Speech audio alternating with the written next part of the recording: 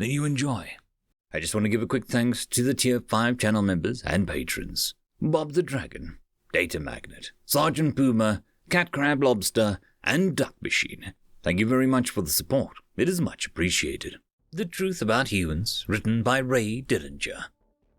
Professor Ka'ara hopped up onto a perch situated just behind the lectern, in order to see the crowd over it. She stretched one wing and then the other, then finally detached the delicate arms from her wings and reached forward, giving a gesture and a complex whistle that translated to the crowd as a welcoming greeting. She then continued in the middle formal language favored in academic and popular culture. I've been called here today to quell some misunderstandings about Earth. A world very recently admitted to the Galactic Union, and particularly about humans, the dominant species of the world. I know how crazy the stories you've probably heard are, and before ridiculous rumors start to spread, as the leading really expert on Earth and humans, it is my responsibility to set the record straight. Now, you've probably heard that, although humans are sapient, they, somehow evolved on a Category 12 death world, and that they're stronger and tougher than is reasonable to expect of any sapient species. The crowd murmured anxiously, eager to hear how that rumor had gotten started. You've heard that because it is literally true, Ka'ara stated flatly. Earth has a punishing gravity of 9.8 meters per second squared, so human musculature is adapted to that. The human endoskeleton has adapted to both hard and somewhat flexible, so most falls, even in that gravity, do no skeletal damage to the human unless dropping from a considerable height. The vital organs of the human are well protected by the endoskeleton. The brain in particular is completely encased in a thickness of hard bone. In a fall, even a damaging fall that may break a bone, these vital organs are unlikely to be damaged. But obviously, 9.8 meters per second squared can't simply be ignored. So there's a height beyond which a fall would be fatal, even for them. Would anyone like to guess the limit? A few of the audience signaled timidly, willing to take a guess. 4 meters, said a Bergen in the front row. They're 2 meters tall, and high syncephalization creatures tend to be clustered at a height around half the maximum distance of reasonably safe falls on their own worlds, and surely that gravity 4 meters would be too much. The professor smiled. Behind her, a large display lit up, showing 4 humans standing on a high ledge over a rolling ocean. An animated conversation. You'd think so, wouldn't you? She said mildly. Behind her, the humans on the cliff gave a shout. In unison, ran and dived off the edge. Dived 30 meters, headfirst directly into the rolling sea. That's water, by the way, she said. It has about the same mass density that humans do. So in terms of energy transfer, it is not all that much different than hitting solid ground. And I'd like to point out that the part of them that hits the water first is that same bony case I was mentioning which holds the brain. The Bergen squirmed and spluttered. What in good God? What is chasing them? The professor trolled, and the translator rendered it as expressing anticipation. We'll get to that later, she said. Just remember, it genuinely is a Category 12 death world, and things may not be as they seem. Also, honestly, the predators in the water are even more dangerous than the ones in land. I also teach a regular class on Earth wildlife, and rarely has the word wild been more appropriate. Behind her, the humans in the display had surfaced, giving another shout and swimming for shore. Yes, she said, anticipating the question. They took that landing without injury, and they can swim. Pretty good at it too. 4 land animals. That fall you just saw is honestly about the limit of what they can reliably survive. With practice. Wait, protested the Rilly in the 5th row. What do you mean, practice? How do you practice something that'll kill you if you haven't already mastered it? In this case, I think they start from a lower altitudes, the professor said. But in some other cases, there's really no accounting for how they could possibly become practiced in the things that they do. As I was saying, however, there is no limit, even on their high-gravity world, on the height of the falls that they might possibly survive. There are documented cases, though very rare, of humans falling over 1,000 meters with no means of slowing down save air resistance, and surviving. 1,000 meters? The Iridium spluttered. They don't even have wings. How would they get 1,000 meters in the air? I am glad you asked, said Ka'ara. Behind her the display blinked again. It showed a vintage small aircraft about to take full construction, at considerable altitude. The crowd went dead silent as an escape hatch opened in the side, and humans began jumping out of it. One after another, they plummeted from the sky, eventually releasing brightly colored cloth parachutes that yanked with unbelievable force on the harness that they were wearing, causing several of those present to wince. These eventually dumped them, none too gently, on the ground. Immediately, they got up, uninjured, and started walking around. What had happened to the vehicle? He really asked. I mean, honestly, that's an insane emergency system, but I guess it worked. But why did they have to? We'll get to that, said Professor Ka'ara. I promise. It'll give you something to think about. Just remember, it really is a Category 12 death world. Things may not be as they seem, but humans have a long history with vehicles. Honestly, I didn't know where to start here. They had ground vehicles pulled by large animals at Tech Level 1. Aren't all large animals on Earth dangerous? Said the small proselyte in the back of the room. The professor shrugged. There are different kinds and degrees of danger, she said. The animals involved were, horses. An image appeared on the display. Large, quadruped, herbivore, herd animal. Not really a predation danger, but still. After another pause, the display settled on a pen of some kind. Suddenly, a bell rang, a gate opened, and one of the animals that they'd just seen leapt out of the gate, with a human clinging to its back. In scale with the human, it looked even bigger than it had seemed in the first image.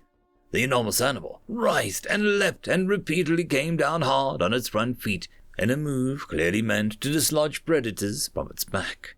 But the predator on its back, swinging wildly and coming down hard again and again, held on like grim death. Hardly one-handed. The other hand waved in the air, perhaps for balance. Another bell rang, and the human nimbly jumped off onto the ground. The horse continued jumping and stomping for a few moments, then bolted to the far side of the pen. Now, there is considerable danger there, said the professor. The horse could have successfully thrown the human to the ground, and he could have been stumped or kicked and sustained serious injuries. This is how they take a wild horse and start to train it. You see these other horses here, standing quietly or responding to commands when there's someone on their backs. Those are trained for riding. But, the proselyte protested. Riding animals and Tech 0. Humans are at least Tech 6, aren't they? This display has to have been recorded thousands of years ago. Actually, let me check the light speed delays from the FTL relay hub. Just 2 years ago. It is just as recent as anything else we have from Earth.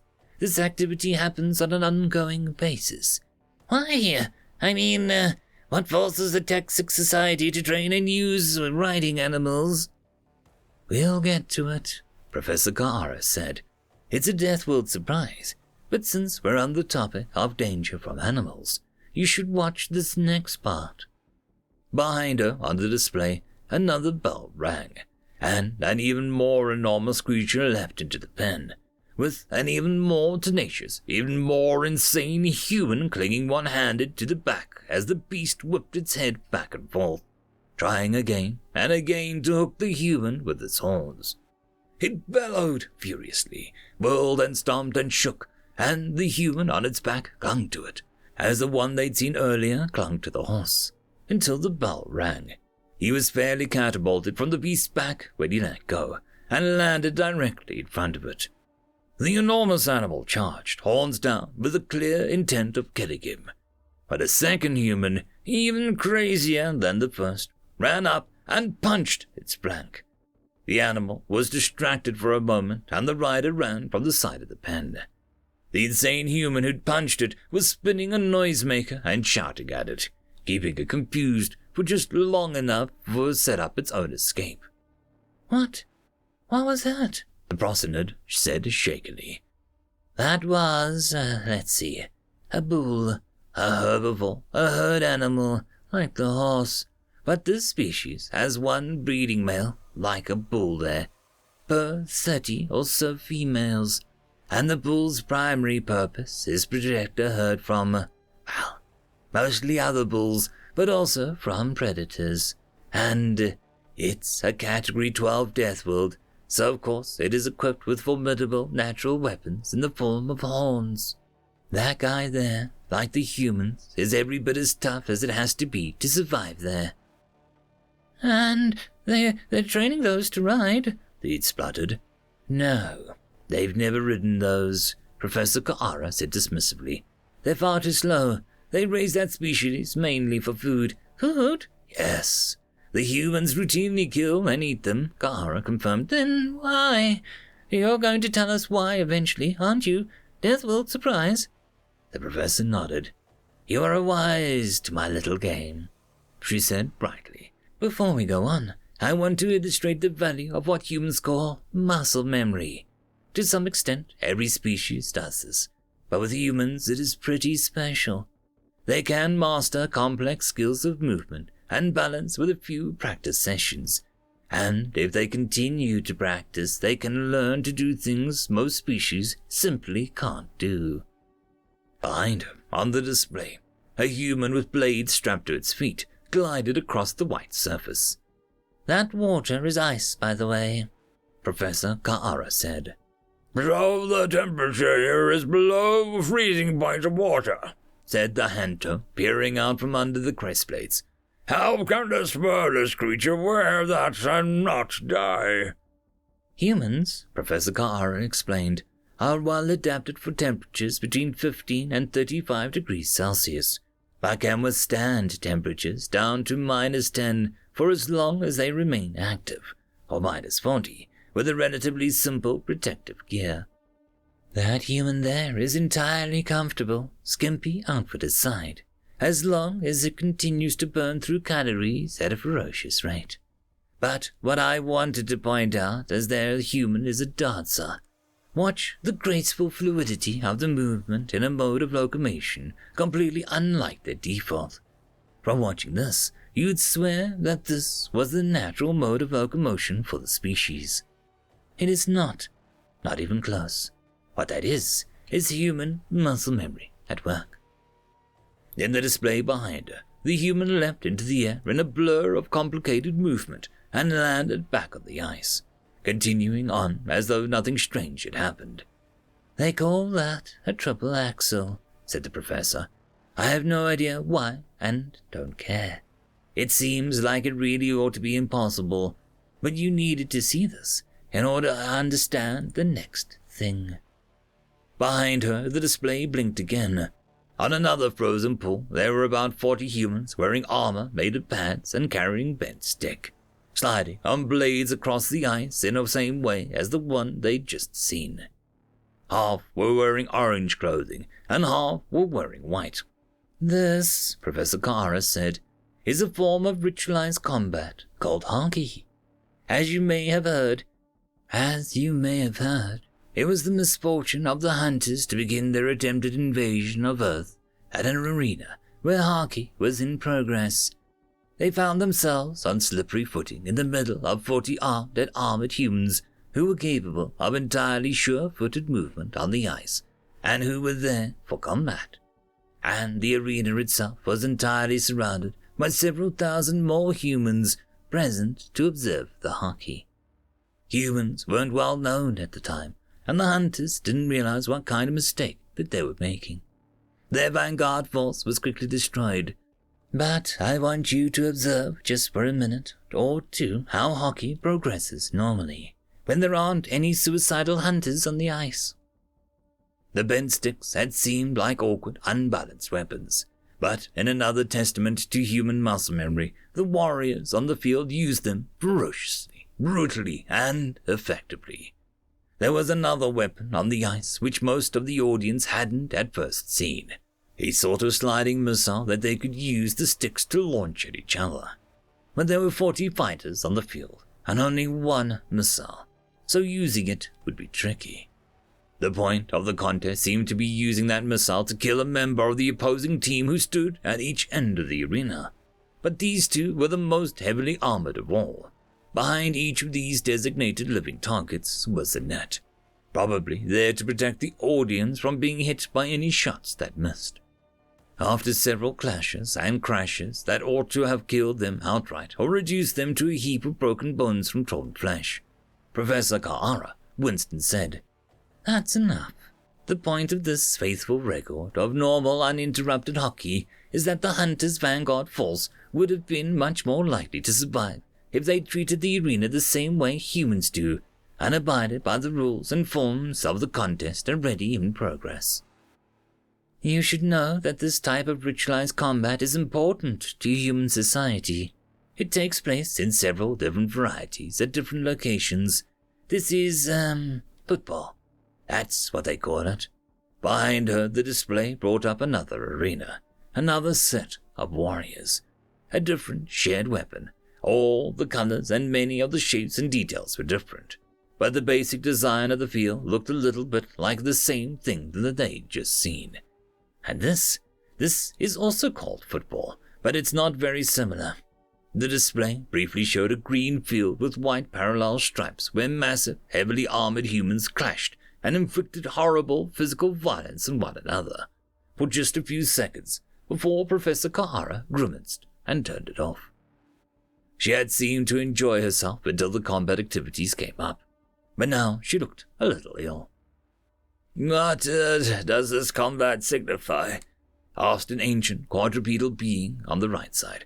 "I understand ritual combat. If all reasoning and negotiation fails, it is still far preferable to resolve large conflicts with small fights than send people wholesale into an all-out universal war. To risk a few champions instead of sending half a generation to its end. But what kind of important conflicts are these champions resolving? And on whose behalf?" Professor Ka'ara looked up and said, "You'll be amazed," she said. "It's the same answer as all the rest, but I just want to visit a few more things before I pull them all into context. Now moving on. Marathon." Behind her, the display lit up a view of a tiny coastal town. This, as far as we know, is what the human city of Marathon looked like about 3,000 years ago. There's a story about a fight that took place there at around the time and how, just before the fight, one of the soldiers ran 42 kilometers to call in reinforcements, and then ran back to join the fight. The display turned back to an orbital view of the path from Marathon to another human city, was lit by a red trace. "Wait, ran? How far?" said the quadrupedal being who had spoken before. "Humans are descended from a highly specialized pursuit predators," Ka'ara explained. "That means their basic hunting strategy, pre-civilization, was to run after prey faster than themselves, until it fell over dead of exhaustion. And to varying degrees, humans retain that ability, or can rekindle it with a few months of physical training. Once a year or so, most human cities organize a marathon run, a race of that 42-kilometer distance." On the display behind her, the globe spun. Seasons flew by. Cities were built, canals were dug, and then the telltale electric lights of modern cities began to spread. There were now hundreds of paths outlined, each the same length as the path that they'd seen before. "And who runs these races?" the other asked, suspiciously. Convicts? Prisoners? A lot of people, actually. The display flashed in an image of thousands of humans, is the marathon run in the city called Boston. The quadruped stared as the image began to move, and he saw that this entire crowd was maintaining a brisk pace, a steady jog that gave him nightmares. As a herd herbivore, pursuit predators were his people's special nemesis.